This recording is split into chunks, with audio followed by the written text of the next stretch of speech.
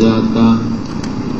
سوال یہ کہ جب سب شیاطین کو مقید کر دیا جاتا ہے تو معصیت کیوں ہوتی ہے؟ اس کے کئی جوابات ہیں۔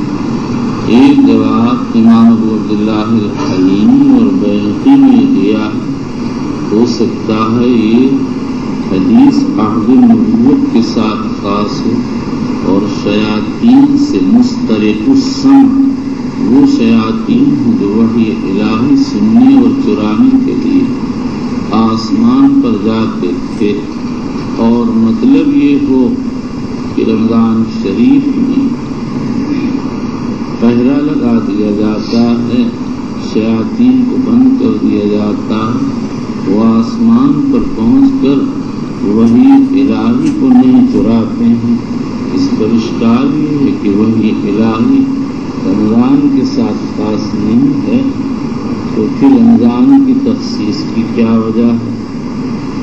اس کا جواب یہ ہے کہ ہو سکتا ہے سال میں جتنا قرآن اترتا رمضان میں اللہ کی طرف سے آسمان اول پر آ جاتا اور پھر آسمان اول سے جبریل لے کر حضور کی خدمت میں آتے ہیں، تو چرانے کا موقع تو اس وقت ملتا تھا جبکہ اوپر سے بات چلتی تھی، اور رمضان میں ان کو مقید کر دیا گیا، اس لیے چرانے کا سلسلہ بند ہو گیا۔ لیکن بعض روایات سے معلوم ہوتا ہے کہ سارا قرآن ایک ہی بار آسمان اول پر اتار دیا گیا اور بیت العزت میں رکھ دیا گیا ہے، اور وہیں سے درجہ بدرجہ اترتا ہے، اس لیے یہ بقدر ضرورت اترتا ہے، اس لیے یہ توجیہ کچھ بعد سے خالی ہے۔ دوسری توجیہ یہ ہے کہ حدیث عام ہے اور سارے شیاطین بند کر دیے جاتے ہیں، لیکن سال بھر یہ نفس شیطان کے اثرات سے پوری طرح متاثر ہو جاتا ہے، اس لیے ایک ماہ کی بندش کے باوجود شیطانی اثرات کے تاثر اور اس کے سیاہ اثرات کے غلبے کی وجہ سے معصیت کا صدور ہوتا رہتا ہے۔ دیکھو، اگر توے کو آگ پر لال کر دیا جائے اور پھر ہٹا لیا جائے تو کم از کم ایک روٹی تو پکی جائے گی، یہی حال یہاں پر ہے۔ اور بعض علماء ابن جوزی وغیرہ کہتے ہیں کہ معاصی انسان کے نفس سے ظاہر ہوتے ہیں، اور شیطان تو تزیین کرتا ہے، تحریض کرتا ہے، تو اگر تحریض کرنے والا بعید بھی ہو، عمل کرنے والا تو آگے بڑھ ہی جاتا ہے۔ اور یہ جو بعض حضرات نے کہہ دیا کہ خواص کے لیے تو چھوٹے بڑے شیاطین سب بند ہو جاتے ہیں، اور عوام کے لیے بڑے شیاطین بند ہوتے ہیں، چھوٹے کھلے رہتے ہیں۔ اور ترمذی کی ایک روایت سلسلہ صفدت مردت الشیاطین سے اعانت لی ہے، یہ بعید ہے، میاں خواص زیادہ محتاج نہیں ہیں، عوام زیادہ محتاج ہیں۔ وبه قال وحدثني يحيى بن بكير قال حدثني الليث عن عقيل عن ابن شهاب قال حدثني ابن ابي انس مولى التيميين ان اباه حدثه انه سمع ابا هريره رضي الله تعالى عنه يقول قال رسول الله صلى الله عليه وسلم اذا دخل رمضان فتحت ابواب السماء وغلقت ابواب جهنم وسلسلت الشياطين. وبالاسناد المتصل منا الى امير المؤمنين في حديث رسول الله صلى الله عليه وسلم عبد الله البخاري رضي الله تعالى عنه قال باب رؤيه الهلال. یہ ترجمہ اسی طرح ہمارے ہندی نسخوں میں آیا، حافظ ابن حجر اور دیگر شراح کرام کے نسخے سے خالی ہیں، اور ہے بھی بالکل بے محل، ابھی تو ضمنی تراجم چل رہے ہیں۔ اور امام بخاری نے اس باب میں جو روایت ذکر کی ہے اس سے صرف یہ بتانا مقصود ہے کہ لفظ رمضان بلا شک کے استعمال کرنا جائز ہے، اس لیے کہ روایت معلقہ میں ہلال رمضان وارد ہوا ہے۔ اور یہ جو بات علماء نے احتمال پیدا کر دیا کہ شاید اس سے اس بات پر تنبیہ ہو کہ رویت ہلال رمضان کا اہتمام کرنا چاہیے. اس پر یہ اشکال ہے کہ تو بالکل بے محل تقریر ہے. اگر امام بخاری کا یہ مقصد ہوتا تو یہ بات ضمنی ابواب سے فراغت کے بعد جب رویت ہلال کا مسئلہ ذکر کیا اس وقت ذکر فرماتے. وبه قال حدثنا يحيى بن بكير قال حدثنا الليث عن قيل عن ابن شهاب قال اخبرني سالم ان ابن عمر رضي الله عنهما قال سمعت رسول الله صلى الله عليه وسلم يقول اذا رايتموه فصوموا واذا رايتموه فاقدروا فان غم عليكم فاقدروا له. وقال غيره عن الليث قال حدثني عقيل ويونس لهلال رمضان. وبالاسناد المتصل منا الى امير المؤمنين في حديث رسول الله صلى الله عليه وسلم وفي عبد الله البخاري رضي الله تعالى عنه قال باب من صام رمضان ايمانا واحتسابا ونية. اس ترجمے کا مقصد رمضان کے روزے کو خاص انداز میں رکھنے کا اور اس پر خاص فضیلت کے حاصل ہونے کا اس کی طرف توجہ دلانا. اور وہ یہ ہے کہ آدمی روزہ رکھے ایمان احتساب کے ساتھ. ایمان یہ ہے کہ اللہ کے وعدوں پر یقین.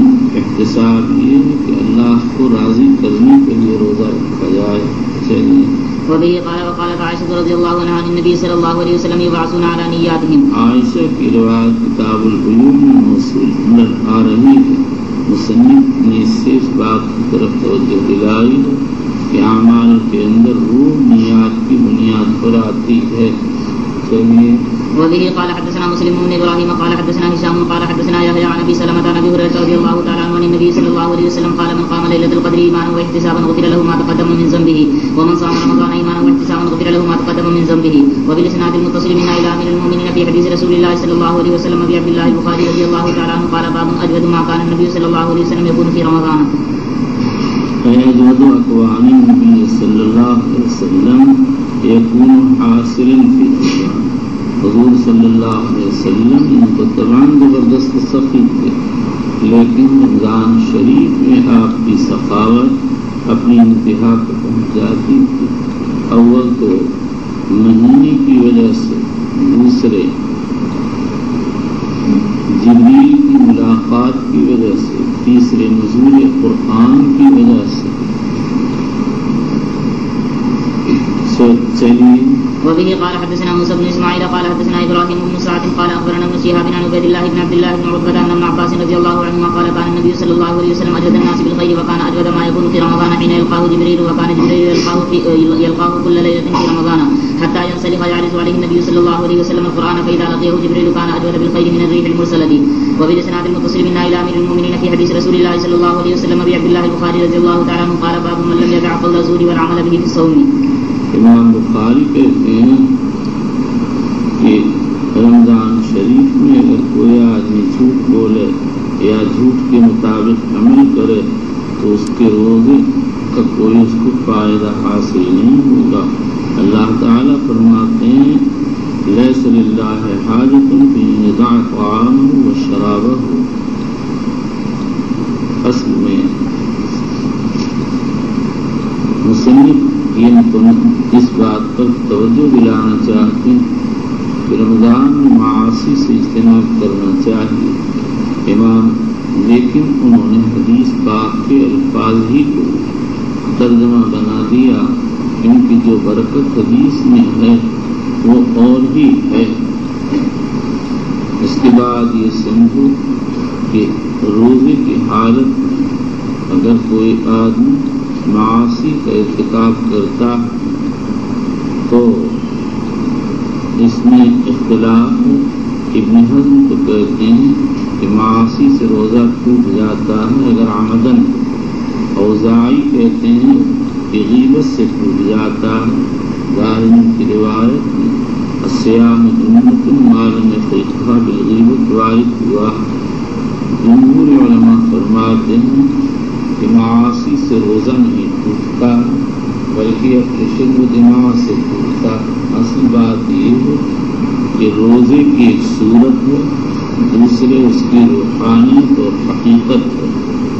روزے کی صورت تو مفترات ثلاثہ سے اجتناب کرنے سے باقی ہے، اور اگر کوئی اجتناب نہ کرے تو صورت ٹوٹ جائے گی اور روزے کی روح اور حقیقت معاصی کے اجتناب سے باقی رہتی ہے۔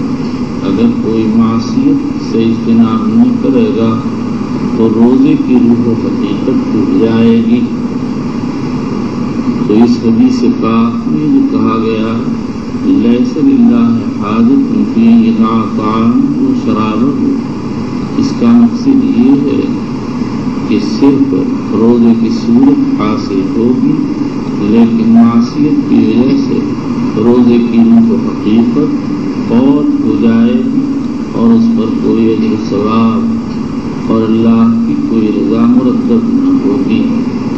یہاں پر اشکال یہ ہے کہ پھر اس کا مطلب یہ نکلا کہ اصل روزے کی روح ہوئی صورت نہ ہوئی، لہذا اگر کسی آدمی نے فرض کرو کھانا پینا تو بند کیا نہیں، معاصی سے اجتناب کرتا رہا، تو یہ کہنا پڑے گا کہ شخص کو روح روزہ حاصل ہے، وہ جسم روزہ اور صورت روزہ حاصل نہیں ہے۔ اس کا جواب یہ ہے کہ روح کا جسم سے ایسا اتصال کہ ایک دوسرے سے منفک نہیں ہو سکتے۔ دیکھو زید کی روح زید کی صورت سے مربوط ہے، اگر روح الگ ہو جائے صورت سے تو پھر روح کا مستقل وجود ایسا نہیں ہے کہ اس سے کوئی اس دنیا میں استفادہ کیا جا سکے۔ اسی طرح اعمال کا حال، اعمال کا ایک جسم ہے، دوسرے اس کی روح۔ اعمال کی روح اسی وقت کارآمد ہوگی تو جسم، کیونکہ جسم کے بغیر روح کام نہیں کرتی ہے، لہذا اعمال میں جسم بھی ضروری اور روح بھی ضروری ہے۔ یہ بات ہم کو لکھ کر دینا چلیے۔ وبه قال حدثنا آدم بن ابي اياس قال حدثنا ابن ابي زيد قال حدثنا، سمجھ میں بات آئی کہ نہیں ہے؟ چلیے آپ کی کچھ سمجھ میں آئی؟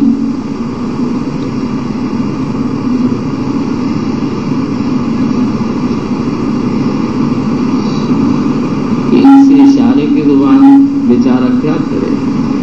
باولا ہے باولا، بس زبان چلتی ہے، وہ اما دماغ کو باولا، چل باولے چل۔ وبه قال حدثنا آدم بن ابي اياس قال حدثنا ابن ابي زيد قال حدثنا سعيد المقبري عن ابيه عن ابي هريره رضي الله تعالى عنه قال قال النبي صلى الله عليه وسلم من لم يدع قول الزور والعمل به فليس لله۔ مولی توپا اجہل الجاہلین ہے، اجہل الجاہلین، جتنے جاہل ہیں سب تبلیغ میں گھستے ہیں، کیونکہ آئی بڑے خوش ہوتے ہیں، اچھے تبلیغ والے سمجھتے ہیں کہ انہوں نے بڑا احسان کیا، آ کے لوگ ڈانٹتے ہیں۔ ایک عالم کے مراد آباد میں انہوں نے ڈانٹا خوب، تو کیا کہتے ہیں، بہت بڑے بزرگ تھے، وہ انتقال ہو گیا، کہنے لگے مخالف ہے تبلیغ کا، تو 2-3 بار کہہ لیا تو ایک بڈھا انہیں میں بیٹھا تو انہیں ڈانٹا زور سے، کیا بکتے ہو، یہ مخالف ہے تبلیغ کے؟ ارے بھائی اللہ کے لیے کرو، یہ کیا ہے کہ تمہاری مرکز والے جو استقبال کرتے ہیں تو اس لیے تاکہ ہمت بڑے کام چلے، لیکن ہر جگہ تمہارا استقبال نہیں ہوگا، اس خیال میں مت رہو۔ چلیے فليس لله حاجة في أن يدع طعامه وشرابه وبالإسناد المتصل منا إلى أمير المؤمنين في حديث رسول الله صلى الله عليه وسلم أبي عبد الله البخاري رضي الله تعالى عنه قال بعضهم هل يقول إني صائم إذا شتم۔ اگر کسی آدمی کو روزے کی حالت میں برا بھلا کہا جائے تو کیا وہ انی صائم کہہ سکتا ہے؟ روایت میں تو وارد ہے فلیقل انی صائم، اس کے باوجود امام بخاری ترجمے میں لفظ حل ذکر کر دیا۔ اس کی وجہ یہ ہے کہ فلیقل انی صائم میں احتمال ہے، اور جتنے احتمالات ہیں اتنے اقوال بھی ہیں۔ ہو سکتا ہے کہ اس سے قول لسانی مراد ہو سکتا ہے قول قلبی مراد ہو، اور مطلب یہ ہو کہ آدمی اپنے دل کو سمجھا لے، اور ہو سکتا ہے صوم فرض و نفل میں فرق ہو۔ صوم فرض میں تو زبان سے کہنے کی اجازت ہو، اور صوم نفل میں دل سے کہنے کی اجازت ہو۔ قاضی ابن عربی رحمۃ اللہ علیہ فرماتے ہیں سارا اختلاف صوم نفل میں ہے، صوم فریضہ میں تو زبان ہی سے کہنا پڑے گا۔ ہمارا خیال یہ ہے کہ امام بخاری نے لفظ حل سے یہ اشارہ فرمایا ہے کہ آدمی دیکھ لے، اگر کہنے سے ریا کا خطرہ ہو تو پھر زبان سے نہ کہے، دل سے کہہ لے اور اپنے کو سمجھا لے، اور اگر زبان سے کہنے میں کوئی حرج نہ ہو، ریا کا اندیشہ نہ ہو، تو پھر زبان سے کہنے میں کوئی حرج نہیں ہے۔ چلیے۔ وبه قال حدثنا ابراهيم بن موسى قال حدثنا هشام بن يوسف عن ابن جريج قال اخبرني عطاء عن ابي صالح بن الزيات انه سمع ابا هريره رضي الله تعالى عنه يقول قال رسول الله صلى الله عليه وسلم قال الله كل عمل ابن ادم له الا الصيام فانه لي وانا اجزي به والصيام جنة واذا كان يوم صوم احدكم فلا يرفث ولا يسخط فان صابه احد او قاتله فليقل اني امرؤ صائم والذي نفس محمد بيده لخلوف فم الصائم يطيب عند الله من ريح المسك للصائم فرحتان يفرحهما اذا افطر فرح واذا لقي ربه فرح بصومه وبالاسناد المتصل منا الى امير المؤمنين في حديث رسول الله صلى الله عليه وسلم ابي عبد الله البخاري رضي الله تعالى عنه قال باب الصوم لمن خاف على نفسه العذوبة۔ عذوبت بعد عن الازواج کا نام ہے، اور مقصد یہ ہے اگر ازواج سے دوری کی وجہ سے نفس کے تقاضے زیادہ ہو رہے ہیں تو آدمی نفس کو لگانے کے لیے روزہ رکھے، لیکن یاد رکھیے کہ ایک دو روزہ کافی نہیں، مسلسل روزہ رکھنا پڑے گا۔ اسی لیے حدیث پاک میں صیغہ لزوم استعمال کیا گیا اور فرمایا ومن لم یستطع فعلیہ بالصوم، جو آدمی شادی نہیں کر سکتا وہ روزہ رکھے، روزے کو اپنے اوپر لازم کرے۔ علیہ لزوم کے لیے لایا جاتا ہے کیونکہ علی کا صیغہ لفظ استعلاء کے لیے آتا ہے، تو مطلب یہ ہے کہ اپنے اوپر روزے کو لپیٹ لے، اپنی چادر بنا لے جو اس کو چاروں طرف سے گھیر لے، اور یہ اسی وقت ہوگا جب آدمی کثرت سے روزہ رکھے۔ نفس کا خاصہ ہے کہ جوان انسان کو بدن میں حرارت پہنچنے سے شہوت پیدا ہوتی ہے۔ جب انسان اول روزہ رکھتا تو رطوبت بدن میں کمی آتی ہے، اس سے شہوت بیدار ہوتی ہے۔ اسی لیے جوان کو روزہ رکھنے میں شہوت بہت ہوتی ہے، لیکن جب آدمی مسلسل روزہ رکھتا ہے تو شہوت ٹوٹنا شروع ہو جاتی ہے اور پھر سکون پیدا ہو جاتا ہے۔ بعض اطباء کہتے ہیں کہ ابتداءً روزہ رکھنے سے شہوت کاذبہ بھڑکتی ہے، مسلسل روزہ رکھنے سے شہوت کاذبہ ختم ہو کر شہوت صادقہ متاثر ہوتی ہے اور اس کا جوش ٹوٹ جاتا ہے۔ امام بخاری رحمۃ اللہ علیہ نے اس ترجمے سے اس طرف توجہ دلائی ہے کہ نفس کو لگانے کے لیے روزہ رکھنا یہ دنیا طلبی کا روزہ نہیں ہے، بلکہ یہ اللہ ہی کے لیے روزہ ہے۔ اس لیے کہ آدمی اپنے نفس کو اسی لیے تو لگاتا ہے کہ وہ اللہ کی نافرمانی نہ کرے۔ چلیے۔ وبه قال حدثنا عبدان عن ابي حمزه عن الاعمش عن ابراهيم عن علقمه قال بين انا امشي مع عبد الله فقال كنا مع النبي صلى الله عليه وسلم فقال من استطاع الباءة فليتزوج فانه اغض للبصر واحسن للفرج۔ من استطاع الباءة فليتزوج فانه اغض للبصر واحسن للفرج۔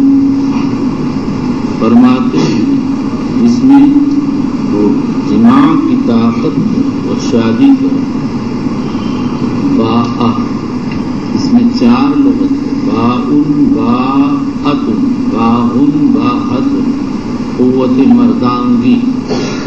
حدیث پاک کے مطلب میں دو قول، ایک قول یہ ہے جس میں قوت مردانگی ہو اور وہ بیوی کا نفقہ دے سکتا ہو وہ نکاح کرے، اور جو طاقت نہیں رکھتا ہے وہ روزہ رکھے۔ دوسرا مطلب یہ ہے کہ جو شخص بیوی کا خرچہ دے سکتا ہے اور اس کی ضرورتیں پوری کر سکتا ہے وہ نکاح کرے، اور جس کو قوت نہ ہو وہ روزہ رکھے۔ خلاصہ یہ ہے کہ باء کی تقسیم میں دو قول ہیں، قوت مردانگی اور نان نفقہ۔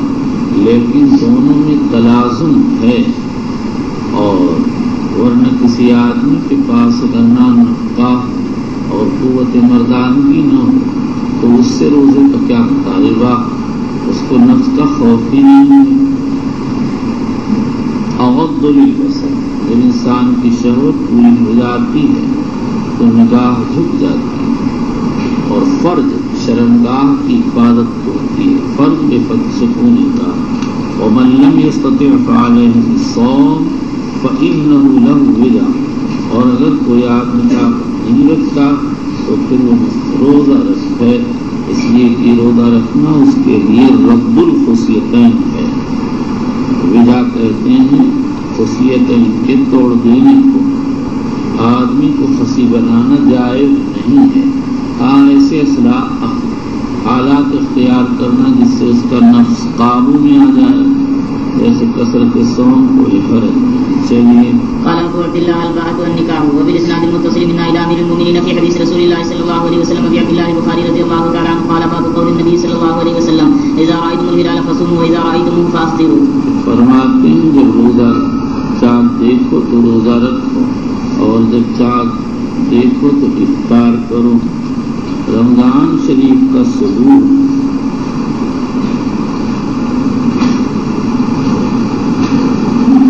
ابن مبارک، امام شافعی، امام احمد کے ایک عادل کی شہادت سے ہو جائے۔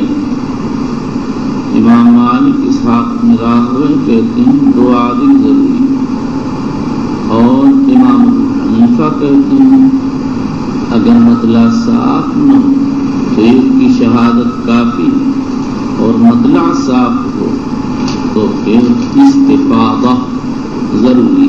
استفادہ یہ ہے کہ اکناف متعددہ سے جماعات متعددہ آ کر یہ شہادت دیں کہ چاند دیکھا گیا ہے، پھر چاند ثابت ہوگا۔ اس کے بعد یہ سمجھو آگے فرمایا، آگے ایک مسئلہ اور وہ مسئلہ یہ ہے کہ اگر ایک جگہ رویت ہو جائے معتبر ہوگی یا نہیں ہوگی۔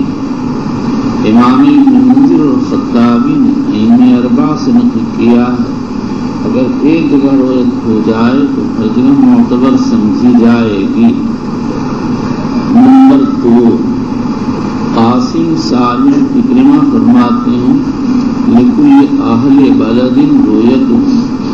نمبر 3 بلاد قریبہ میں تو ایک جگہ کی رویت دوسری جگہ معتبر ہے، اور بلاد بعیدہ میں معتبر نہیں ہے۔ یہ شافعیہ کا ایک قول ہے۔ پھر اس کے بعد آگے اختلاف ہے کہ بلاد قریبہ اور بعیدہ میں فارق کیا ہے، پتہ کیسے چلے گا۔ شافعیہ کا مشہور قول جس کو امام نووی وغیرہ نے اختیار کیا ہے یہ ہے کہ دار مدار اختلاف مطالعہ کر، اگر مطالعے کا اختلاف تو بلاد بعیدہ ہیں، اور اگر اختلاف نہ ہو تو بلاد قریبہ ہیں۔ نمبر 2 اگر مسافت قصر ہو تو بعید ورنہ قریب، اور نمبر 3 اگر اقالیم کا اختلاف ہو جائے تو بعید ورنہ قریب۔ نمبر 4 اگر 2 شہر اس طرح سے واقع ہوں کہ ایک جگہ رویت سے دوسری جگہ بھی رویت ہو جائے، اگر کوئی حائل نہ ہو تو دونوں قریب کہلائیں گے، جیسے سہارنپور اور دیوبند، اور اگر ایسی بات نہ ہو تو دونوں بعید کہلائیں گے، جیسے سہارنپور اور دہلی۔ اور نمبر 5 دار مدار امام اعظم ہے، اگر امام اعظم کے مسلوط ہو جاتا ہے تو چونکہ اس کی سلطنت میں سارا ملک ہے اس لیے قریب سمجھا جائے گا، ورنہ بعید سمجھا جائے گا۔ امام بخاری رضی اللہ تعالیٰ عنہ قاسم سالم کے قول کی طرف مائل ہوں، اس لیے کہ انہوں نے حدیث پیش کی ہے سومو برؤیت ہی وافطروا برؤیت ہی، رویت سے روزہ رکھو اور رویت ہی سے افطار کرو۔ اور یہ ظاہر بات ہے کہ اگر ایک شہر والے نے چاند نہیں دیکھا اور روزہ رکھ لیا تو انہوں نے رویت پر روزہ نہیں رکھا، لہذا ان کا قول، ان کا عمل حدیث کے خلاف ہو گیا۔ اور آگے فرماتے ہیں وَأَفْطِرُوا لِرُؤْيَتِهِ، اور افطار کرو رویت پر، یعنی شوال کا روزہ بھی رویت، شوال کا ثبوت بھی رویت سے ہوگا۔ اس کے بعد آگے اس میں اختلاف ہے کہ آیا شوال کا چاند ایک آدمی کی شہادت سے ثابت ہو جائے گا یا دو ضروری؟ جمہور علماء فرماتے ہیں دو ضروری ہیں۔ امام ترمذی کہتے ہیں لا يختلف اہل العلم فی الافطار انه لا يقبل الا شہادت رجلین۔ علامہ موفق ابن قدامہ اور نووی کہتے ہیں کہ یہی تمام فقہاء کا مذہب ہے، صرف ابو ثور فرماتے ہیں کہ ایک آدمی کی شہادت معتبر ہے۔ میں کہتا ہوں کہ یہی امام ابن منذر محدث نے جو مجتہد بھی ہے اختیار فرمایا ہے، اور یہی ابن حزم ظاہری کی رائے۔ اور میرا خیال یہ ہے کہ امام بخاری رضی اللہ تعالی عنہ بھی اسی کو اختیار کیا ہے، اس لیے کہ حدیث شریف نے صوم و افطار کو ایک درجے میں رکھا، فرمایا صوموا لرؤیتہ وافطروا لرؤیتہ۔ جب باب صوم میں ایک کی شہادت معتبر تو باب افطار میں بھی ایک شخص کی شہادت معتبر ہوگی۔ اور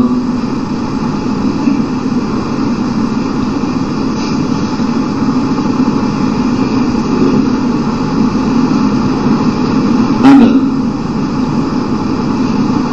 لوگوں نے شہادت پر روزہ رکھ لیا اور اس کے بعد 30 دن روزہ رکھ لیا اور چاند نظر نہیں آیا تو کیا بلا رویت کی افطار کر سکتے ہیں؟ اس میں حنفیہ کے یہاں دو قول، حنابلہ کی دو وجہیں، جواز و عدم جواز، لیکن شافعیہ کی کتاب حاشیۃ الاقناع میں لکھا ہوا ہے کہ ایک آدمی کی شہادت سے ہلال شوال ثابت ہو جائے گا، اس لیے کہ اس کا تعلق عبادت سے ہے۔ اور اگر کسی شخص نے روزہ رکھ لیا اور 30 دن پورے کر لیے تو ایسی صورت میں اس کو افطار کرنا جائز ہوگا۔ مالکیہ حنابلہ فرماتے ہیں ہلال شوال کا ثبوت دو عادلوں کی شہادت سے ہوگا۔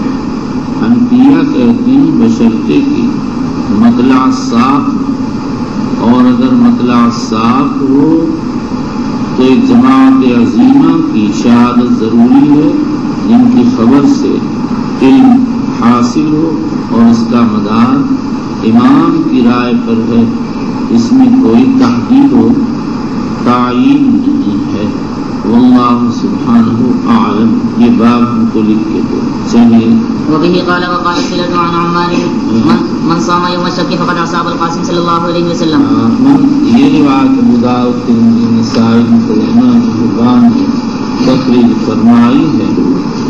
قاضی سروجی حنفی نے بخاری مسلم کی طرف منسوخ کر دیا، یہ غلط ہے، مسلم میں اس کا کوئی نام نشان نہیں، بخاری میں تعلیقاً وارد ہے۔ اور فخر الدین زیلعی نے کہہ دیا یہ حدیث بے اصل ہے، یہ غفلت ہے، حدیث کی اصل ہے۔ بعض حنفیہ نے توضیح کی کہ ان لوگوں نے بے اصل کہا، ان کی مراد یہ ہے کہ مرفوع روایت بے اصل ہے، لیکن فقد اصاب القاسم صلی اللہ علیہ وسلم مرفوع ہی ہے۔ صحابی جو یہ کہتے ہیں جس نے یوم الشک میں روزہ رکھا اس نے ابوالقاسم کی نافرمانی کی، وہ اسی بنیاد پر تو کہہ رہے ہیں کہ معلوم ہے کہ سور یوم الشک حضور صلی اللہ علیہ وسلم منع فرماتے تھے۔ چلیے وبه قال حدثنا عبد الله بن مسلمة عن مالك عن نافع عن عبد الله بن عمر رضي الله عنهما أن رسول الله صلى الله عليه وسلم ذكر رمضان فقال لا تصوموا حتى تروا الهلال ولا تفطروا حتى تروه فإن غم عليكم فاقدروا له. تو پاگل ہے، من صام یوم الشک فقد عصى ابا القاسم صلی اللہ علیہ وسلم۔ یہاں پر دو بحثیں ہیں۔ پہلی بحث تو یہ ہے کہ یوم الشک کسے کہتے ہیں۔ یوم الشک کی تعین میں اختلاف، حنفیہ اور ابن حزم کہتے ہیں شعبان کی 30ویں تاریخ، مالکیہ کہتے ہیں بشرطے کی مطلع صاف، حنابلہ کہتے ہیں اگر مطلع صاف نہ ہو تو اگلا دن رمضان کا ہے، بلکہ یوم الشک شعبان کی 30ویں تاریخ ہے بشرطے کی 29ویں کی شام کو مطلع صاف۔ شافعیہ فرماتے ہیں کہ اگر 29 کی شام کو رویت ہلال کے متعلق گفتگو ہوئی لیکن رویت ثابت نہ ہوئی تو اگلا دن یوم الشک کہلائے گا۔ دوسری بحث یہ ہے کہ یوم الشک کے روزے کا حکم کیا ہے۔ امام احمد مشہور قول میں اور ابن حزم کہتے ہیں مطلقاً ناجائز۔ امام احمد ایک روایت میں فرماتے ہیں دار مدار سلطان پر ہے، اگر بادشاہ حکم دے دے تو روزہ رکھا جائے گا ورنہ نہیں۔ حسن بصری ابن سیرین کے ہی مذہب ہے۔ امام شافعی اور امام احمد ایک روایت میں فرماتے ہیں یوم الشک کے دن روزہ رکھنا فرض اور نفل مطلق کی نیت سے جائز نہیں ہے، باقی سب جائز ہے۔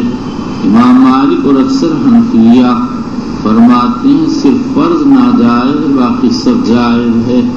صاحب ہدایہ کہتے ہیں کہ فرض اور نفل مطلق اور نفل عادت تو جائز ہے اور قضا کفارہ اور نظر مکروہ ہے۔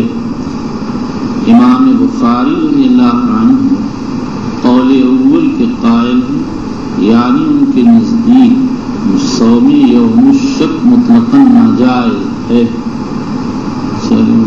وبه قال حدثنا عبد الله بن مسلمة عن مالك عن نافع عن عبد الله بن عمر رضي الله عنهما أن رسول الله صلى الله عليه وسلم ذكر رمضان فقال لا تصوموا حتى تروا الهلال ولا تفطروا حتى تروه فإن غم عليكم فاقدروا له. فإن غم عليكم یعنی فإن سطر بالغمام، اگر چاند بادل سے مستور ہو جائے، فاقدروا له، فاقدروا له کے مطلب میں علماء کے 3 اقوال۔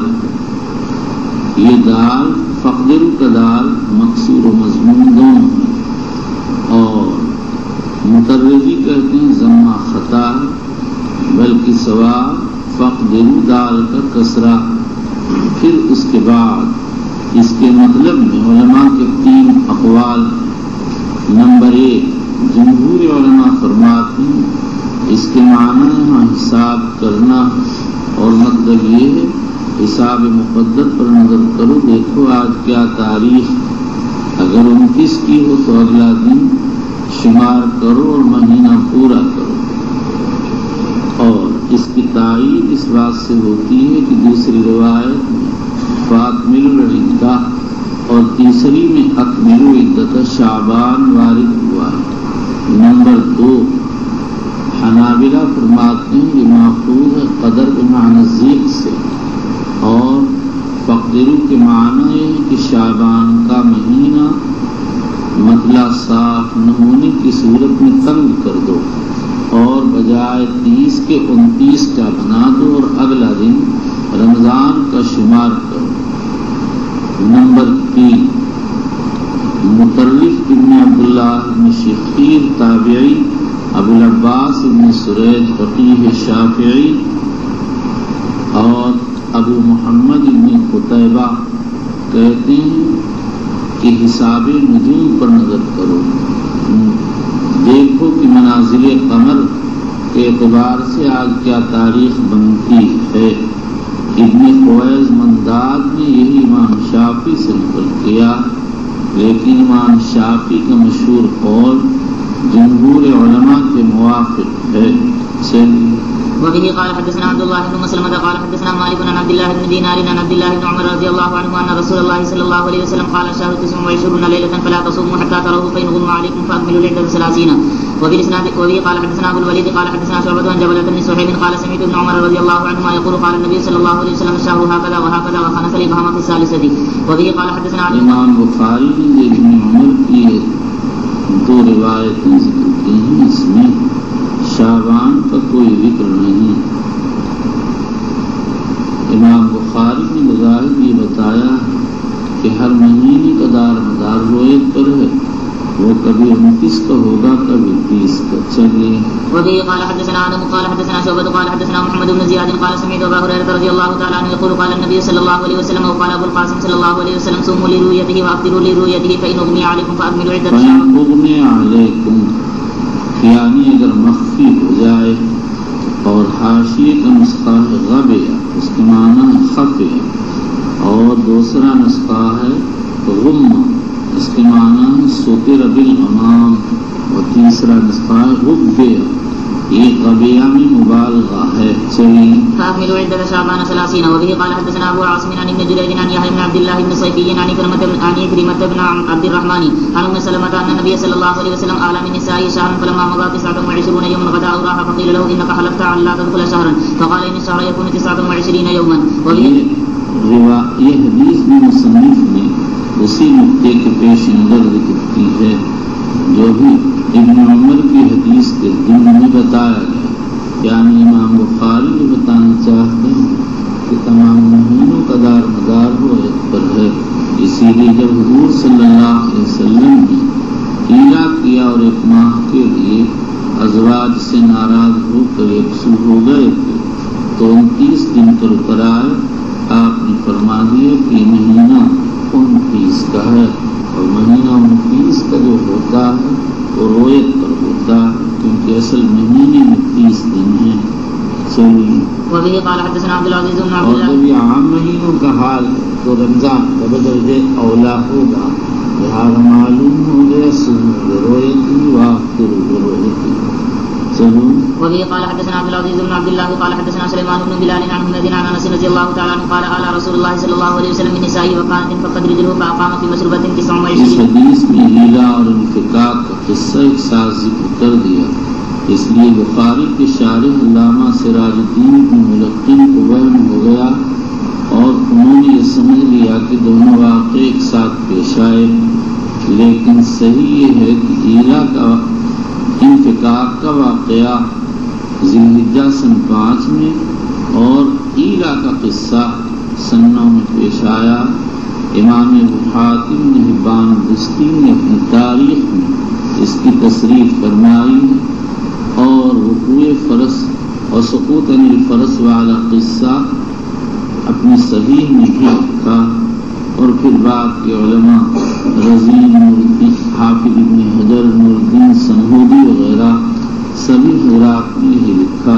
چلی فأقام في مشربة 29 ليلة ثم نزل مشروبہ بالا خان چلی ثم نزل فقالوا يا رسول الله عليك شهرا فقال إن الشهر يكون 29. أين هذا الشهر چلی وبالإسناد المتصل منا إلى أمير المؤمنين في حديث رسول الله صلى الله عليه وسلم أبي عبد الله البخاري رضي الله تعالى عنه قال باب شهر عيد لا ينقصان. امام بخاری اس ترجمۃ الباب سے اشکال کو حل کر رہے ہیں، وہ یہ ہے کہ امام بخاری نے ثابت فرمایا ہے صوم افطار کا دار مدار رویت پر ہے، اور رویت ہلال کبھی 29 کی ہوتی ہے کبھی 30 کی، تو چاند کا کبھی رمضان کا مہینہ 29 کا ہوگا، کبھی 30 کا۔ اس پر اشکال یہ ہوا کہ حدیث میں شہر عید اللہ ینقصان، رواہ مسلم بہذا اللفظ۔ امام بخاری نے یہ ترجمہ منعقد کر کے بتایا کہ حدیث مؤول، اور پھر اس کی 2 تعویلیں نقل فرمائی ہیں۔ ایک تعویل تو یہ ہے کہ مہینہ چاہے 30 کا ہو یا 29 کا، ان کا اجر اور ثواب کم نہیں ہوگا۔ یہی اسحاق بن راہویہ کی رائے۔ نمبر 2، امام احمد بن حنبل فرماتے ہیں مطلب یہ ہے کہ دونوں ایک سال میں کم نہیں ہو سکتے۔ ایک اگر 29 کا ہوگا تو دوسرا 30 کا ہوگا۔ اور بعض حضرات کہتے ہیں مطلب یہ ہے کہ دونوں کا ثواب برابر، اگر ایک میں روزہ ہے تو دوسرے میں اعمال حج پائے جاتے ہیں، لیکن یہ مطلب بالکل ہی بعید ہے۔ بات کہتے ہیں جیسے امام طحاوی وغیرہ کہ اس کا مطلب یہ ہے کہ احکام میں کمی نہیں آئے گی، جیسے 29 کے مہینے کا جو حکم ہے وہی 30 کے مہینے کا بھی حکم ہے۔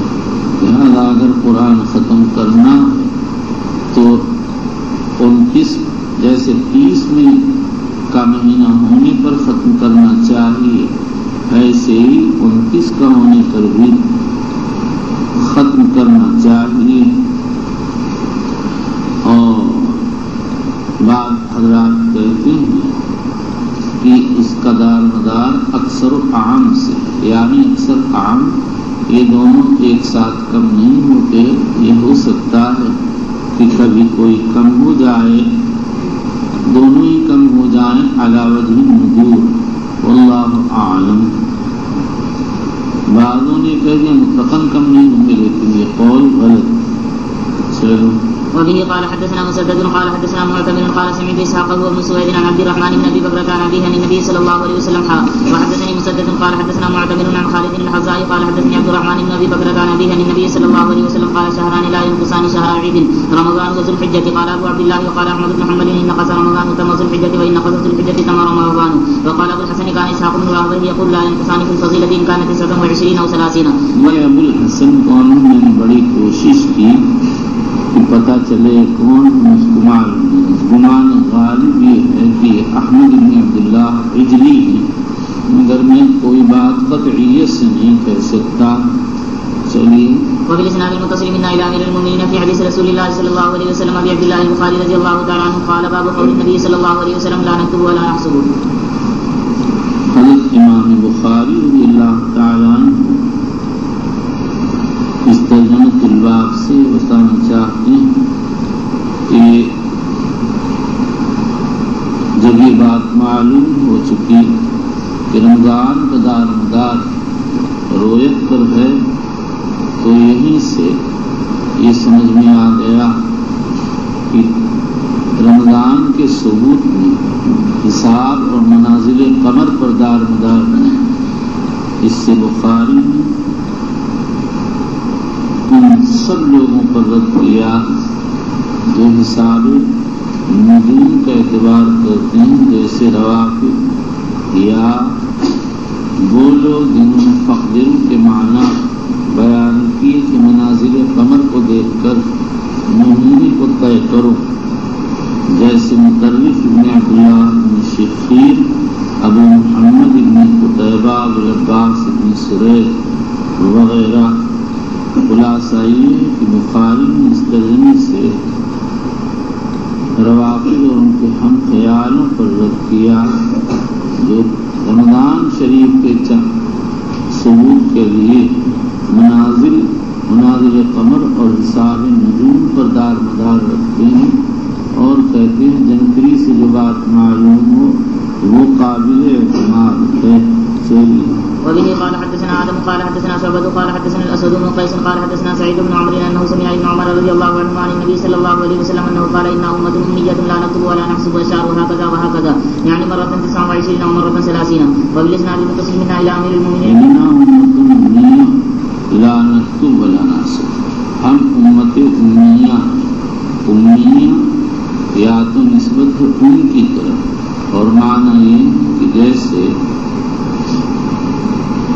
نوزائیدہ بچہ ناخواندہ ہوتا ہے ایسے ہی ہم ناخواندہ ہیں، یا یہ نسبت ہے ام القریٰ کی طرف، اور مطلب یہ ہے کہ ہم مکے کے باشندے ہیں جہاں لکھنے پڑھنے کا دستور نہیں ہے، یا یہ نسبت ہے امت العرب کی طرف، اور مطلب یہ ہے ہم عرب کے باشندے ہیں، یہاں کے لوگ لکھے پڑھے نہیں۔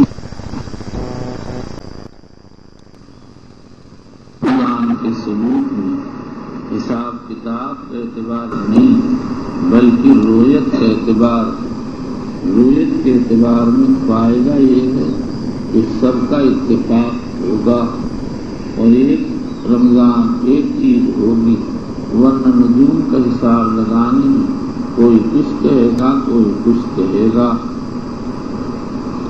چلیے وبالإسناد المتصل منا إلى أمير المؤمنين في حديث رسول الله صلى الله عليه وسلم أبي عبد الله البخاري رضي الله تعالى عنه قال باب لا يتقدم رمضان بصوم يوم أو يومين. لا يتقدم رمضان بصوم يوم أو يومين، رمضان کی آمد سے پہلے ایک دو دن پیشتر روزہ نہ رکھا جائے۔ امام بخاری نے سومو لرویتہی وافطر لرویتہی سے یہ واضح کر دیا کہ دار مدار روزے کا دار مدار، روزے اور افطار کا دار مدار رویت ہے۔ اس کے بعد ان پر اشکال ہوا شہر عید اللہ انقصانے سے، تو اس کا جواب دیا کہ وہ روایت معول، پھر اس کے بعد لا نکتب ولا نحسب کا ترجمہ لا کر بتا دیا کہ مدار رویت پر ہے، حساب پر نہیں، اور حساب کا اعتبار کرنے والوں کی تردید کر دی۔ پھر اس کے بعد اب یہ ترجمہ لا يتقدم رمضان، اس سے اشارہ کر دیا کہ روافض نے جو مسلک اختیار کیا ہے وہ بعض وقت حدیث کی مخالفت پر آمادہ کرے گا۔ حساب میں رمضان ثابت ہو رہا ہے اور رویت ہوئی نہیں۔ اب اگر کوئی آدمی جنتری کی بنیادوں پر روزہ رکھتا ہے تو بغیر رویت کے روزہ ہونے کی وجہ سے تقدم علی رمضان لازم آتا۔ اس کے بعد یہ سمجھیے اس حدیث میں یہ کہا گیا ہے کہ 2 دن پیشتر روزہ نہ رکھتے، اور اس کا مقصد اہل کتاب کے طریقے سے اجتناب کرانا ہے اور اس بات پر تنبیہ کرنا ہے جو چیز جس طرح ثابت ہو اس کی پابندی کی جائے، ورنہ غیر شریعت سے مخلوق ہو جائے گا۔ اور اب اس کے بعد یہاں ایک سوال وہ یہ کہ اس حدیث سے تو معلوم ہوا کہ بس 2 دن تقدم کی ممانعت ہے، اور ترمذی میں حضرت ابو ہریرہ کی ایک حدیث آئی ہے، اس میں وارد ہے اذا انتصف شعبان فلا تصوموا، جب شعبان نصف ہو جائے تو تم روزہ نہ رکھو۔ دونوں روایتوں میں تعارض ہو گیا۔ لا تقدم کی روایت کہتی ہے بس 2 دن کا تقدم ممنوع آگے ہوگا، اور اذا انتصف فلا تصوموا والی حدیث کہتی ہے کہ نصف کے بعد روزہ رکھنے کی اجازت نہیں ہے۔ امام احمد بن حنبل، یحییٰ بن معین، عبد الرحمن بن مہدی وغیرہ نے اس روایت پر کلام کیا اور وہ اس کو ثابت نہیں مانتے، لیکن امام ترمذی رحمۃ اللہ علیہ اس کو ثابت مانتے ہیں، اور یہی ابن حبان کی رائے۔ پھر اس کے بعد جو ان دونوں میں تعارض نظر آ رہا، اس کے حل کی مختلف تقریریں کی گئیں۔ نمبر 1، بعض علماء ارشاد فرماتے ہیں کہ 2 دن بیشتر تقدم حرام اور 15 دن بیشتر تقدم مکروہ تنزیہی ہے۔ نمبر 2، بعض علماء ارشاد فرماتے ہیں کہ امام ترمذی کی سنت، امام ترمذی رحمۃ اللہ علیہ ارشاد فرماتے ہیں دونوں کا تعلق ایک ہی وادی سے ہے۔ حاصل یہ ہے احتیاطی طور پر رمضان آنے سے پہلے روزہ نہ رکھا جائے، لیکن امام ترمذی کی یہ توجیہ حدیث کے الفاظ کے ساتھ پوری طرح منطبق نہیں ہوتی۔ حدیث میں تو صاف کہا گیا ہے 15 دن ہو جانے کے بعد روزہ نہ رکھو۔ بعض ظاہریہ کہتے ہیں ابن حزم کہ حدیث کا مطلب یہ ہے جب نصف ماہ شعبان گزر جائے تو اگلا دن یعنی 16ویں تاریخ ایسا ہے کہ اس دن روزہ رکھنا جائے، اس کے بعد جائے۔ اور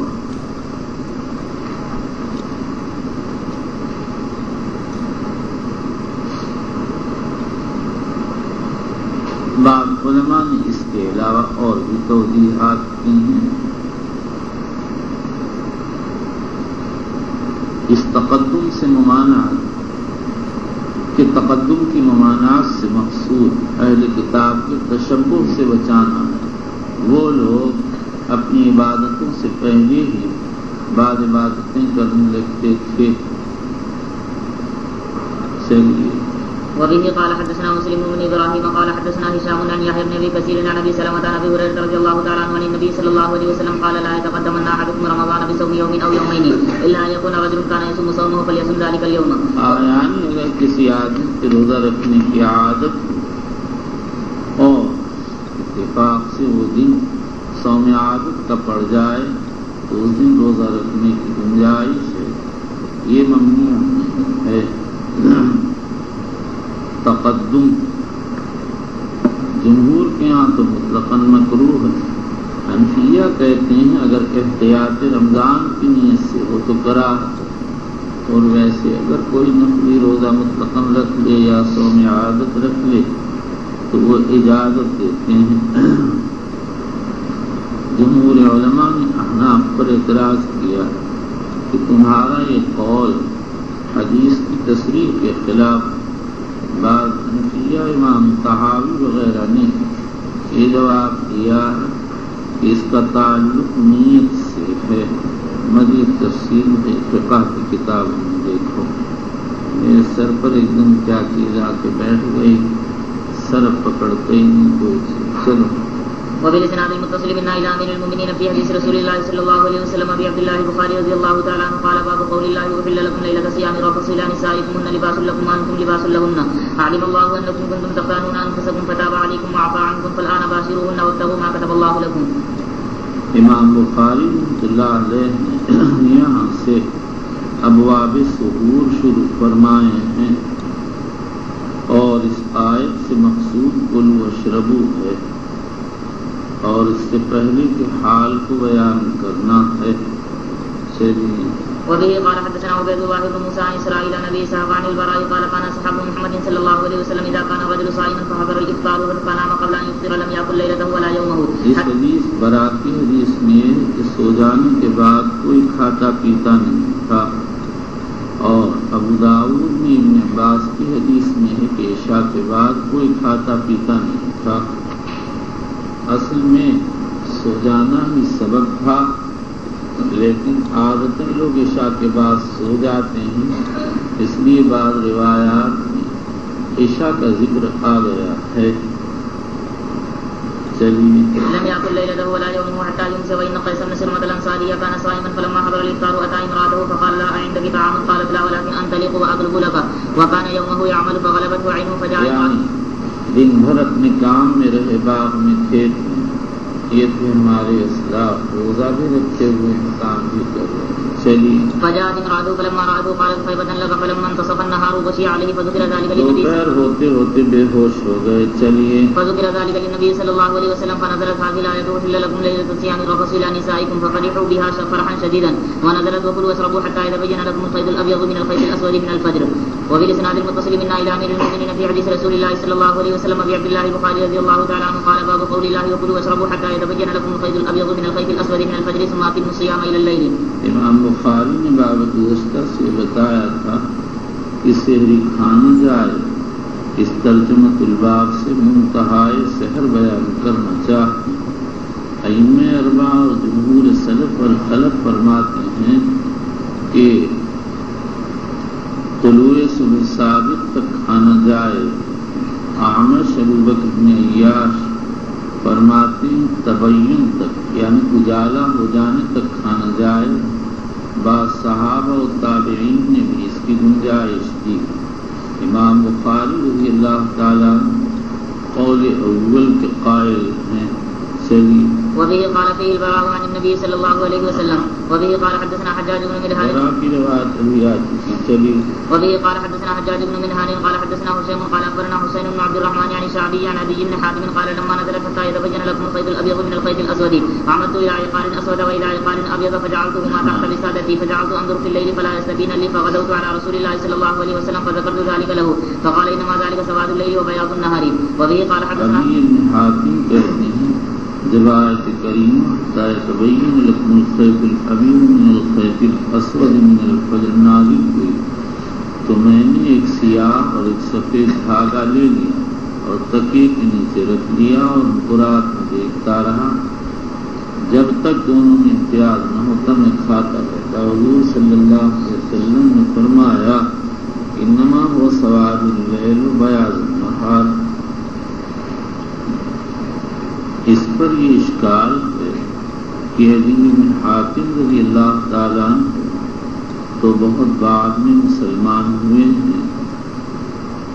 علماء کے اس میں 3 اقوال ہیں.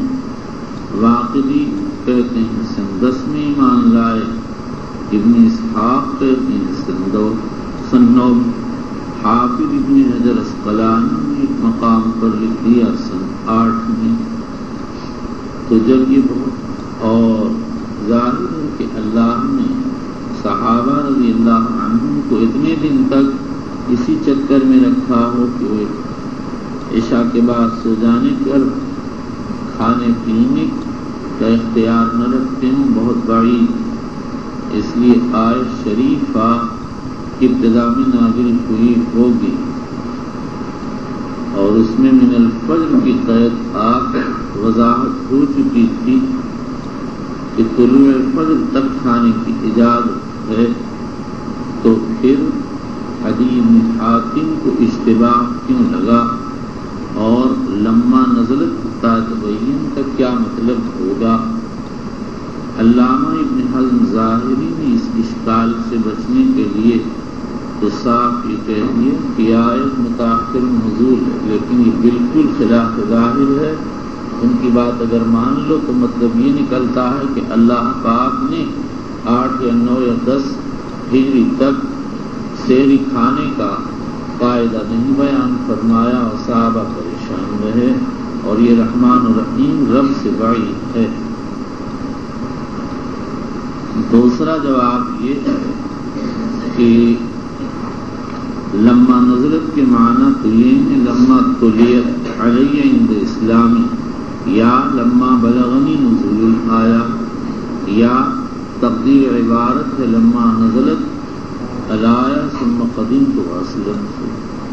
اب سوال یہ ہے کہ پھر جب آیت پہلے نازل ہو چکی تھی تو عدی بن حاتم رضی اللہ عنہ کو اشتباہ کیوں لگے؟ آیت نے تو یہ بتا دیا تھا کہ طلوع صبح صادق تک کھانے کی اجازت ہے. من الفجر کی قید سے بات واضح کی گئی. اس کا جواب یہ ہے کہ لفظ من الفجر سے یقیناً وضاحت کر دی گئی لیکن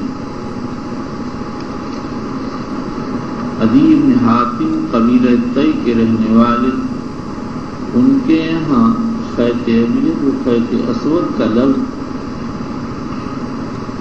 رات کی سیاہی اور صبح کے سفیدے کے لیے استعمال نہیں ہوتا، اس لیے انہوں نے اس کو اپنے ظاہر پر محمول کر کے سیاہ سفید دھاگا مراد دے دیا اور من الفجر میں من عدلیہ سمجھ لیا اور مطلب یہ مراد لے لیا اور مطلب یہ لے لیا کہ جب تک سیاہ و سفید دھاگوں میں طلوع فجر کی وجہ سے روشنی آ جانے کی وجہ سے تمایز نہ ہو، امتیاز نہ ہو، اس وقت تک کھاتے رہو۔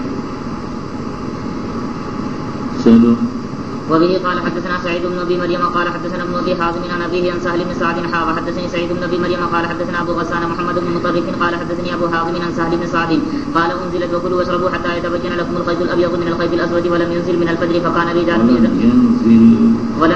الفجر فكان رجال اذا ارادوا صوم ربط احد في رجليه الخيط الابيض والخيط الاسود ولا يزال ياكل حتى يتبين له رؤيتهما فانزل الله بعد من الفجر فعلموا انما يعني الليل والنهار سعد بن سعد رضی اللہ تعالیٰ عنہ اس روایت میں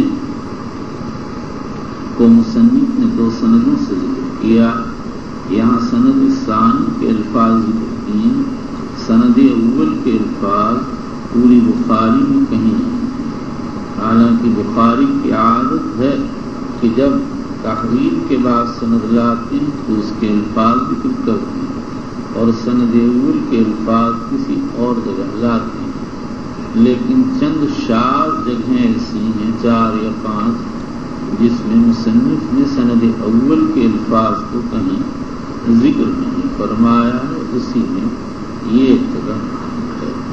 اس طرح کی پیچھے ایک مثال اور بھی آ چکی ہے، وَلَمْ يُنزَلْ مِنَ الْفَجْرِ، اور من الفجر کا نزول نہیں ہوا، فَكَانَ رِجَالٌ إِذَا أَرَادُوا الصَّوْمَ رَبَطَ أَحَدُهُمْ فِي رِجْلِهِ، بہت سے لوگ روزہ رکھنا چاہتے تو پاؤں میں سیاہ سفید دھاگے باندھ لیتے اور دیکھتے رہتے جب تک ان میں تمایل نہ ہوتا، کھاتے رہتے۔ اس کے بعد اللہ نے فجر نازل کر دیا، تب لوگوں کو پتہ چلا کہ خیط ابیض و خیط اسود سے مراد ظاہری دھاگا نہیں ہے بلکہ رات کی سیاہی اور دن کی سفیدی ہے۔ اب اس کے بعد یہ سمجھیے کہ یہ 2 حدیثیں ہیں، ایک سہل بن سعد کی، دوسری عدی بن حاتم کی۔ سہل بن سعد کی حدیث مقدم ہے، عدی بن حاتم کی حدیث مؤخر ہے، تو بہت بعد مسلمان میں۔ تو سوال یہ ہے کہ امام بخاری رضی اللہ عنہ نے عدی کی حدیث سہل سے پہلے کیوں ذکر کی؟ اور عجیب بات ہے، امام بخاری نے یہاں بھی یہی ترتیب رکھی اور کتاب تفسیر میں، اور یہی ترتیب امام مسلم نے بھی اختیار کی۔ حاصل سوال یہ ہے کہ امام بخاری نے یہاں کتاب الصوم اور جلد ثانی میں کتاب تفسیر میں اور امام مسلم نے کتاب الصوم عدی کی حدیث پہلے اور سہل کی حدیث بعد میں ذکر کی ہے، حالانکہ عدی کا قصہ مؤخر ہے، سہل کا مقدم۔ اس کا تقاضا یہ تھا کہ پہلے سہل کی روایت لاتے پھر عدی کی لاتے۔ اس کا جواب یہ ہے کہ عدی کی روایت مجمل ہے اور سہل کی روایت مفصل ہے۔ عدی کی روایت میں تو بس اتنا ہے، انہوں نے 2 دھاگے رکھ لیے اور جب تک ان میں تمایل نہ ہوتا کھاتے رہتے تھے۔ حضور صلی اللہ علیہ وسلم نے بتا دیا کہ اس سے دن و رات مراد، اور سہل کی روایت میں اس کی تفسیر ہے، من الفجر کے ذریعے معلوم ہوا کہ اس سے رات و دن مراد ہے، اس لیے امام بخاری نے یہاں سہل کی روایت کو مؤخراً ذکر فرمایا ہے۔ چلیے وبالاسناد المتصل منا الى امير المؤمنين في حديث رسول الله صلى الله عليه وسلم ابي عبد الله البخاري رضي الله تعالى عنه قال باب قول النبي صلى الله عليه وسلم لا يمنعكم من سحوركم اذان بلال۔ حافظ ابن حجر کہتے ہیں یہ حدیث کتاب الاذان میں ابن مسعود رضی اللہ عنہ سے آ چکی ہے، بخاری نے تخریج کی۔ میں کہتا ہوں وہاں یہ الفاظ نہیں ہیں، بلکہ یہ الفاظ امام ترمذی نے سمرہ ابن جندب رضی اللہ تعالیٰ عنہ سے روایت کی۔ امام بخاری اس حدیث کو ترجمہ بنا کر اس بات کی طرف توجہ دلانا چاہتے ہیں کہ دار مدار اذان پر نہیں ہے، وقت پر ہے۔ اگر مؤذن نے سحور کا وقت ختم ہونے سے پہلے اذان دے دی تو اس اذان کی وجہ سے سحری موقوف نہیں کی جائے گی۔ اسی لیے حضور صلی اللہ علیہ وسلم نے فرمایا ان بلال کان یؤذن بلیل ان بلال ینادی بلیل فکلوا واشربوا حتی یؤذن ابن ام مکتوم۔ اور یہاں کے الفاظ میں عائشہ کہتی ان بلال کان یؤذن بلیل فقال رسول اللہ صلی اللہ علیہ وسلم کلوا واشربوا حتی یؤذن ابن ام مکتوم فإنه لا يؤذن حتى يطلع الفجر۔ اس سے معلوم ہو گیا کہ سحری کھانے کو طلوع فجر پر ختم کیا جائے گا، اذان پر نہیں۔ چلیے وبه قال حدثنا عبيد بن اسماعيل عن ابي اسامه عن عبيد الله بن نافع عن ابن عمر والقاسم بن محمد عن عائشه رضي الله عنها ان بلالا كان يؤذن بليل فقال رسول الله صلى الله عليه وسلم كلوا واشربوا حتى يؤذن ابن ام مكتوم فانه لا يؤذن حتى يطلع الفجر۔ قال القاسم ولم يكن بين اذانهما الا ان يرقي ذا وينزل ذا۔ قال القاسم ولم يكن بين اذانهما الا ان يرقي ذا وينزل ذا۔ بین اذانہما میں اذان سے دن سے اذان مراد۔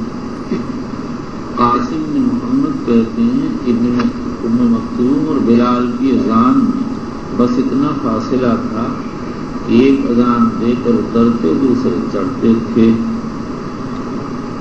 امام نووی رحمۃ اللہ علیہ فرماتے ہیں اس کا مطلب یہ ہے کہ حضرت بلال رضی اللہ عنہ اذان دے کر وہیں بیٹھے ذکر و تسبیح میں مشغول رہتے، اور جب صبح طلوع ہونے کے قریب ہوتی تو وہ نیچے اترتے اور ابن ام مکتوم نیچے سے اوپر چڑھا کرتے تھے۔ حافظ ابن حجر عسقلانی رحمۃ اللہ علیہ کہتے ہیں کہ یہ تعویل سیاق حدیث کے بالکل صاف صاف مخالف ہے اور اس کے ساتھ دلیل کی محتاج ہے۔ چلیے وبالاسناد المتصل من الى امير المؤمنين في حديث رسول الله صلى الله عليه وسلم ابي عبد الله البخاري رضي الله تعالى عنه قال باب تعجيل السحور۔ باب تعجیل السحور، سحری کھانے میں جلدی کرنے کا بیان۔ یہاں جلدی کرنے سے تمہارا عرفی معنی مراد نہیں، یعنی بس سویرے کھا لیا جائے۔ مطلب یہ ہے سحری جب کھائی جائے تو تیزی میں جلدی جلدی کھائی جائے، اور یہ اسی وقت ہوتا جبکہ آخر وقت میں کھایا جاتا ہے، تو اس سے مقصود سحری کے آخر میں کھانے کو بتانا ہے۔ یہاں پر مغلطایا نے ایک نسخہ تاخیر السحور کا نقل کیا، لیکن حافظ ابن حجر عسقلانی کہتے ہیں کہ میں اس پر واقف نہیں ہوا، یہ مجھے نہیں پہنچا، لم یقع لنا۔ بعض علماء کہتے ہیں کہ تعجیل سحور تاخیر سحور کو اگر ہم ظاہر پر لکھ لیں تو بھی دونوں حدیث باب سے ثابت ہیں۔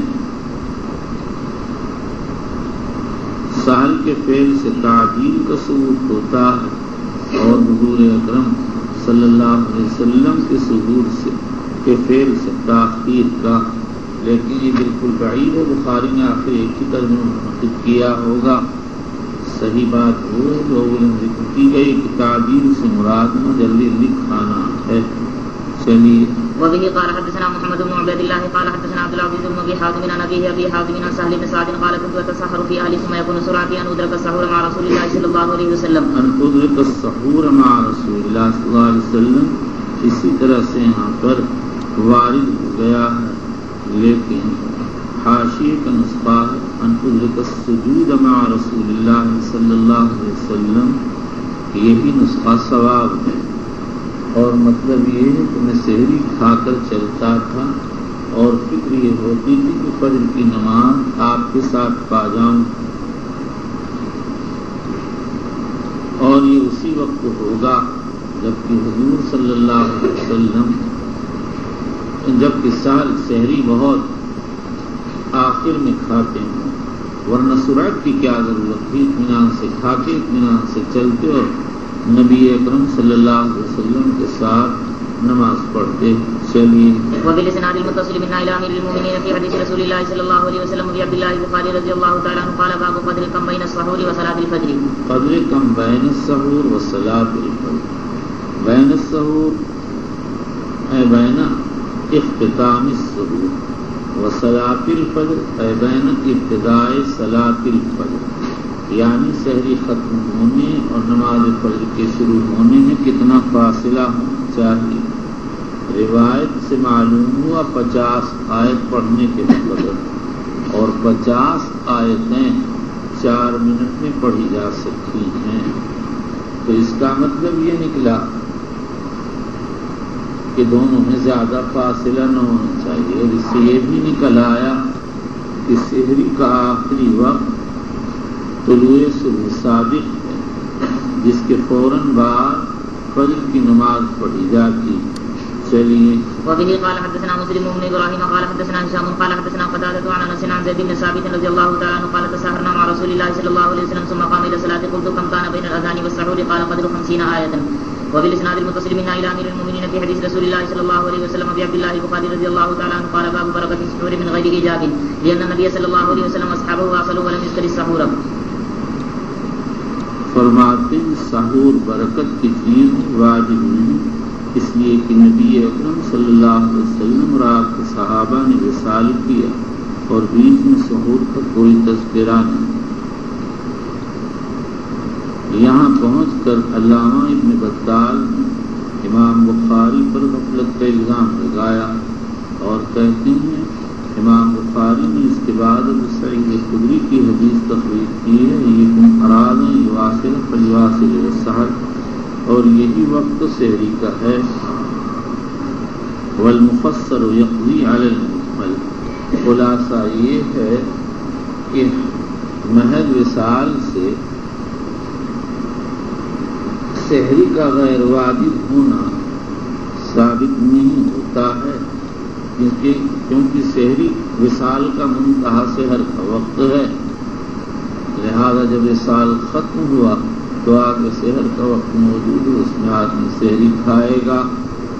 علامہ ابن منیر کہتے ہیں کہ امام بخاری یہ نہیں بتانا چاہتے سحری کھانا نہ جائے، بلکہ یہ بتانا چاہتے ہیں کہ سحری کھانا واجب نہیں، اور انہوں نے یہ دعویٰ وصال سے کیا. جب وصال جائے جس کے معنی ہے بلا سحری کے روزہ رکھنا، تو معلوم ہو گیا سحری واجب نہیں. اور سحری کے مستحب ہونے کو اس طرح ثابت کیا ہے کہ حدیث سے ثابت ہے کہ وصال ناپسندیدہ ہے، تو اس کی ضد یعنی سحری کھانا پسندیدہ ہوگا. مختصر یہ ہے کہ یہاں پر 2 دعوے ہیں، ایک سحری کا واجب نہ ہونا، اس کو تو وصال سے ثابت کیا، اور دوسرے سحری کا مستحب ہونا، اس کو وصال کے مکروہ ہونے سے ثابت کیا. وصال مکروہ تو اس کی ضد سحری کھانا مستحب ہے. میں کہتا ہوں امام بخاری رحمۃ اللہ علیہ سحری کا بابرکت مستحب ہونا تو انس کی حدیث تسحروا فإن فی السحور برکتاً سے ثابت کیا، اور غیر واجب ہونا ابن عمر کی حدیث سے جس میں وصال کی ممانعت وارد ہوئی ہے ثابت فرمایا ہے. چلیے. وبه قال حدثنا موسى بن اسماعيل قال حدثنا جبيرية عن نافع عن عبد الله رضي الله تعالى عنه ان النبي صلى الله عليه وسلم فواصل الناس فشق عليهم فنهاهم فقالوا فانك تواصل قال لست كهيئتكم اني اظل اطعم واسقى. وبه قال حدثنا آدم بن ابي ياس قال حدثنا شعبة قال حدثنا عبد العزيز بن صهيب قال سمعت انس بن مالك رضي الله تعالى عنه قال النبي صلى الله عليه وسلم تسحروا فان في السحور بركة. سحری کھاؤ اس لیے کہ سحری میں برکت ہے. سحور بضم السین سحری کھانا مصدر ہے، اور سحور بفتح السین اسم ہے ما یوکل فی السحر، السحر کے معنی میں ہے۔ سحری کھانا برکت ہے کا مطلب یہ سحری کھانے سے انسان کو روزے میں طاقت پہنچتی ہے، اور یہ بہت بڑی بات ہے کہ طاقت پر کسی چیز سے مدد مل جائے، اور یوں انسان اس وقت اٹھے گا تو بعض وقت کسی کا تعاون کرے گا، بعض وقت نماز و دعا میں مشغول ہوگا، یہ سب خیر کی باتیں ہیں، لیکن اس کا برکت السحور سے تعلق نہیں معلوم ہوتا۔ اگر کہ حافظ ابن حجر رحمۃ اللہ علیہ نے یہ سب باتیں برکت السحور کے ضمن میں ذکر کی ہیں، بس برکت السحور تو یہی ہے کہ اس سے روزے میں قوت حاصل ہوتی ہے۔ وبالاسناد المتصل منا الى امير المؤمنين في حديث رسول الله صلى الله عليه وسلم ابي عبد الله البخاري رضي الله تعالى عنه قال باب اذا نوى بالنهار صوما، باب اذا نوى بالنهار صوم۔ چلو انی اول اطعم واسقا، میں کھلایا اور پلایا جاتا ہوں۔ یہاں پر سوال یہ کہ جب آپ کھاتے پیتے تو وصال کہاں ہوا؟ اس کے 3 جوابات دیے گئے ہیں۔ سب سے مشہور جواب تو یہ ہے کہ اس سے مراد یہ ہے کہ آپ کو بغیر کھائے پیے کھانے پینے والے کی قوت حاصل ہوتی ہے۔ دوسرا جواب یہ ہے کہ یہ جنت کی غذا ہوتی تھی جس سے روزہ نہیں ٹوٹتا۔ اس پر اشکال یہ ہے کہ دنیا کی غذا مادی ہے اور جنت کی غذا روحانی ہے، اور روحانی غذا مادی غذا سے کہیں زیادہ طاقتور اور فائق ہے، تو اگر غذائے جسمانی اور مادی مضر تو غذائے روحانی کیوں نہیں مضر ہوگی؟ نمبر 3، بعض علماء فرماتے ہیں یہاں پر کھانے پینے کا مطلب یہ ہے کہ ذکر و طاعت میں ایسی مصروفیت اور ایسی لذت ہوتی تھی جو کھانے پینے کے قائم مقام ہو جاتی تھی۔ لہا حادیث من ذکراک تشغلھا عن الشراب وتلہیھا عن الزادی۔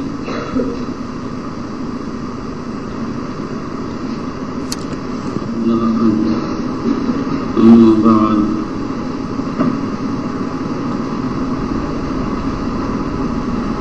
وبالاسناد المتصل من رسول الله صلى الله عليه وسلم ابي عبد الله محمد بن اسماعيل البخاري رضي الله عنه وارضاه ونفعنا بعلومه وبشرنا في سنته قال باب اذا نوى بالنهار صوم۔ روزے میں نیت جمہور علماء کے نزدیک مطلقاً شرط ہے، عطا مجاہد کہتے ہیں۔ صحیح مقیم کے لیے رمضان میں نیت ضروری ہے، رمضان کا مہینہ خود نیت کا قائم مقام۔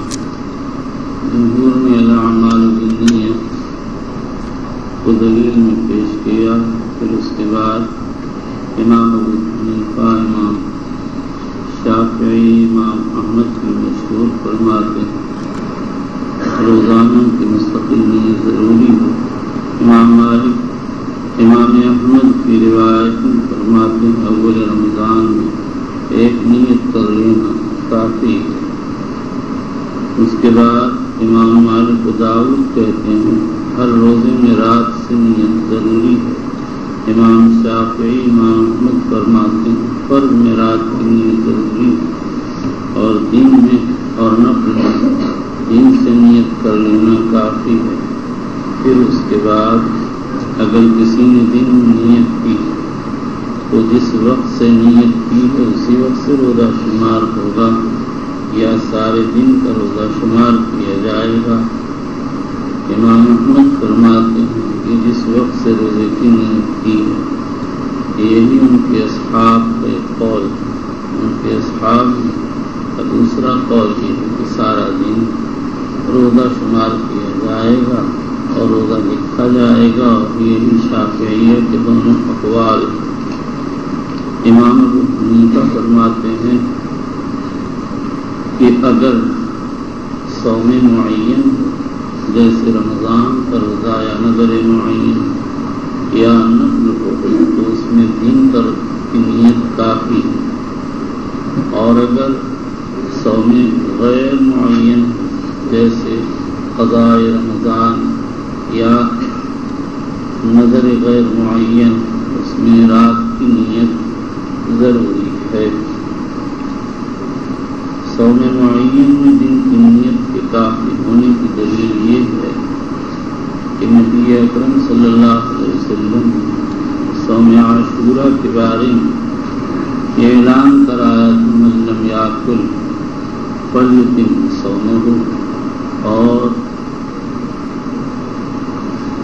اس وقت عاشورہ کا روزہ فرض تھا اور متعین دن کا تھا، اس سے معلوم ہو گیا کہ اگر صوم معین ہوتا رمضان یا نظر معین تو اس میں دن کی نیت کافی، اور رات اور نفل میں دن کی نیت کی کفایت کی دلیل یہ ہے کہ مسلم میں حدیث حضور صلی اللہ تعالی علیہ وسلم گھر تشریف لائے اور فرمایا کچھ ہے گھر والوں نے، اور کشمیر میں آپ نے فرمایا صائم، اور رات میں نیت کی دلیل صوم غیر معین حدیث لا صیام لمن لم یجمع الصیام من اللیل رواہ ابو داؤد والترمذی ہے۔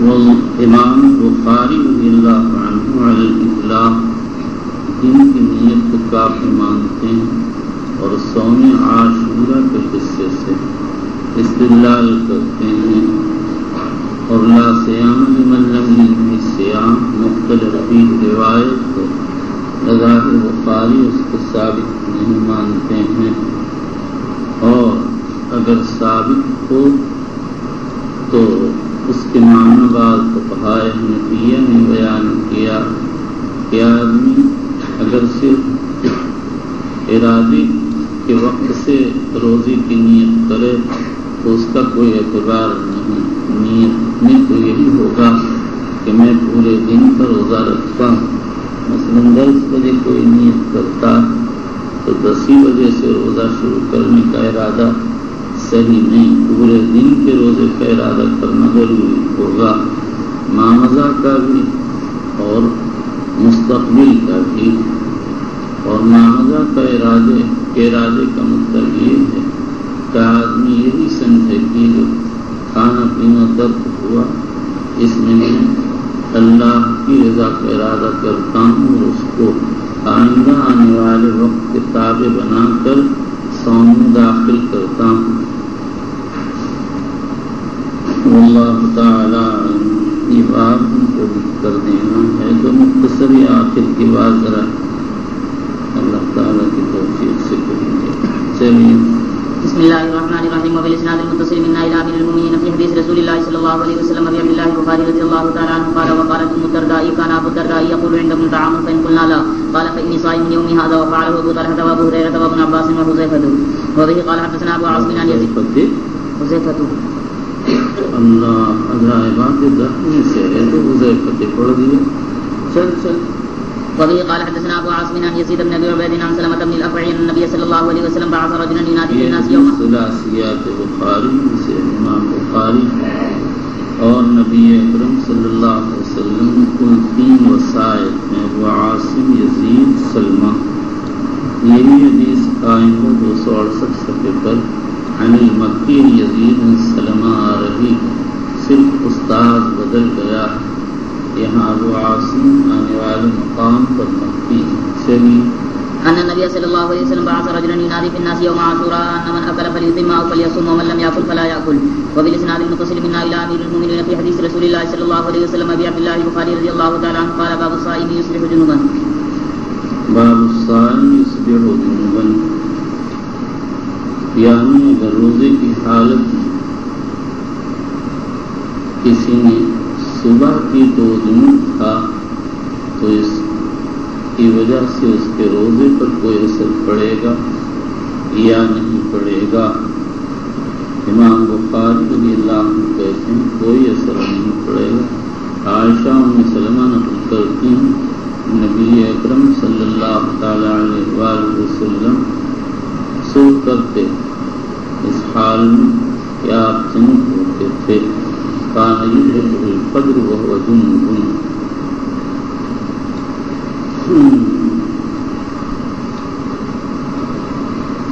حسن بن صالح کہتے تھے کہ اگر جنابت کی حالت میں شروع ہو گئی تو روزہ صحیح۔ حسن بصری کہتے ہیں کہ یہ فرض روزے کا حکم ہے، اور طاؤس عروہ فرماتے ہیں اگر دید و دانستہ کیا تو روزہ صحیح نہیں۔ جمہور علماء فرماتے ہیں مطلقاً صحیح ہو جائے گا۔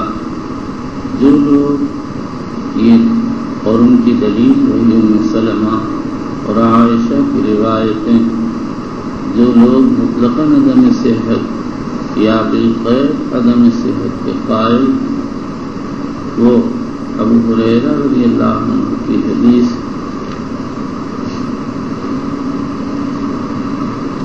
من ادرکہ الفجر وہو جنب فلا یصم یا فلیفطر، رواہ احمد و عبد الرزاق وغیرہ سے استدلال کرتے ہیں۔ جمہور علماء نے اس روایت کے 3 جوابات دیے۔ پہلا جواب یہ ہے کہ یہ روایت مرجوح ہے۔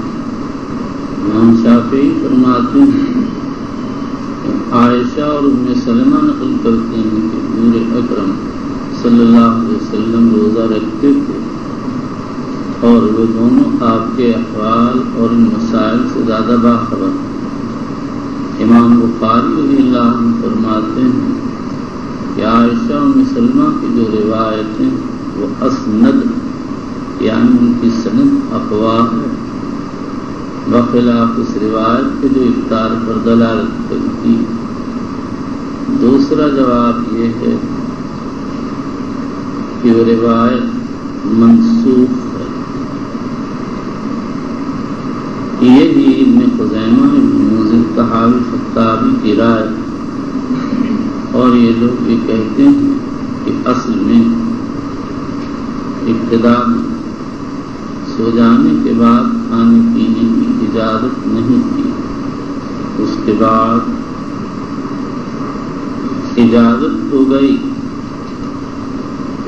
اور تا طلوع فجر کھانے پینے جمع کرنے کی اجازت ملی۔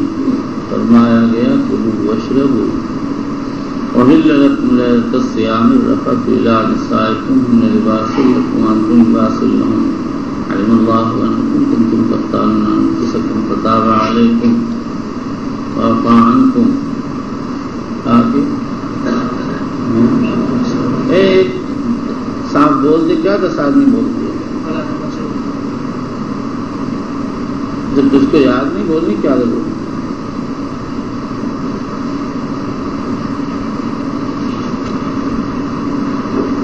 اس خبر جاہل لوگ ہیں، یا 10 آدمی بولے گا یا کوئی نہیں بولے گا، کسی کو یاد نہیں۔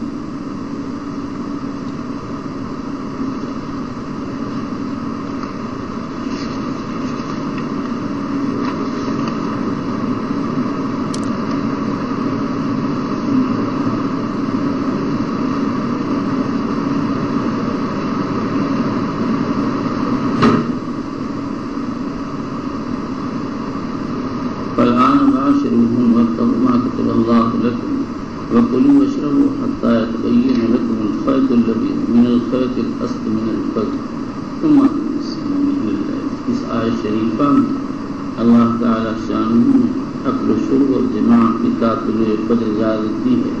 اب فرض کرو اگر کوئی شخص سب سے آخر میں مشغول ہوا اور بالکل آخر میں فارغ ہوا تو لا محالہ طلوع فجر جب ہوگی تو جنب ہوگا۔ یہی تقریر امام محمد نے بھی کی ہے، لیکن انہوں نے لفظ نسخ کی تصریح نہیں کی، مگر مراد یہی معلوم ہوتی ہے۔ نمبر 3 یہ حدیث مؤول ہے. اس کے بعد بعض کو کہتے ہیں یہ اس شخص پر امام شافعی کہتے ہیں اس شخص پر محمول ہے جو مشغول بالجماع رہا تاکہ طلوع فجر ہو گئی. نمبر 2 بعض حضرات کہتے ہیں کہ یہ بیان افضل پر محمول ہے اور عائشہ کی حدیث بیان جواز پر. یہ جواب نووی شافعیہ سے نقل کیا.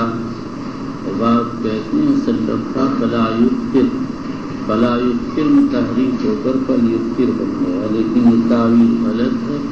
اس طرح کی تعویلات احادیث کے اندر بے اعتمادی کا راستہ پیدا کرتی ہیں.